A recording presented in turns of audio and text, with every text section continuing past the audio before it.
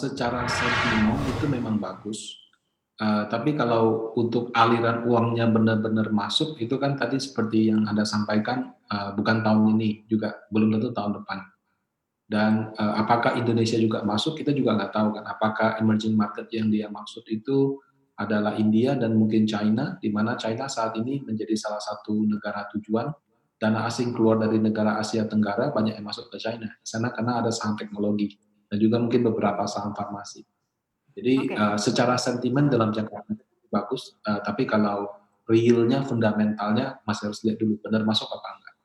Kita lihat realnya fundamental Indonesia deh saat ini. Seperti apa Pak Rudianto? Karena kalau kita lihat kan posisi outflow saja di pasar modal sudah sangat besar sekali, sekitar 42 triliun rupiah begitu ya. Nah ini masih belum ada sinyal sedikit pun begitu ya, akan kembali lagi masuk di pasar Indonesia. Nah seperti apa in outnya investor asing sendiri kalau dilihat dari sisi investasi di Indonesia nih Pak Rudi?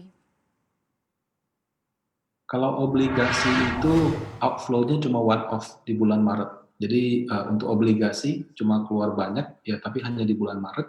Dari April sampai sekarang itu sudah, dananya tetap dan naik sedikit demi sedikit. Jadi obligasi tidak ada masalah. Kalau untuk, saham, memang karena Indonesia itu tidak ada saham teknologi dan juga saham farmasi yang saat ini menjadi tujuan, daripada dana asing. Nah, pada saat yang sama, walaupun, harga saham daripada teknologi sudah naik, mereka punya kemampuan menghasilkan laba juga tetap terus tumbuh. Jadi dalam pandemi Covid-19 ini, kemampuan daripada saham-saham teknologi tersebut itu masih mampu untuk mencetak pertumbuhan laba. Mhm. Jadi, itu yang menyebabkan dana asing keluar dari Indonesia, bukan karena ada yang buruk sih, cuma karena tidak ada saham-saham yang mau mereka tuju aja. Nah, itu Oke. kemungkinan akan berlangsung mungkin sampai tahun depan. Akan sampai dengan tahun depan. Posisi saat ini sebenarnya asing tuh memang mengurangi bobot di, equity pindah ke surat berharga, jadi istilahnya hanya pindah saja begitu ya, ataukah memang pure mencari negara lain yang mungkin, dari sisi, daya tarik jauh lebih tinggi nih untuk dari sistem investasinya atau mungkin akan lebih banyak juga saham-saham teknologi di negara tersebut atau seperti apa sih kalau kita lihat psikologis dari investor asing ini Pak Rudi? Kalau dari pengamatan Panin Asset Management yang kami lihat, dana yang keluar dari Asia Tenggara itu banyak masuk ke China dan juga mungkin balik ke Amerika Serikat, di mana saham-saham teknologi tersebut ada. Mhm. Jadi, ya memang seperti itu kondisinya.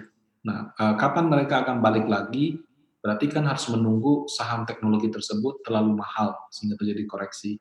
Atau mungkin ada hal lain di mana, salah satu yang orang lihat itu adalah kalau misalkan, pada saat Pilpres Amerika nanti yang terpilih adalah calon dari Demokrat, kemudian insentif untuk korporasi di sana tidak sebesar seperti di zamannya Donald Trump, mungkin saja akan balik ke siklus lagi di mana emerging market.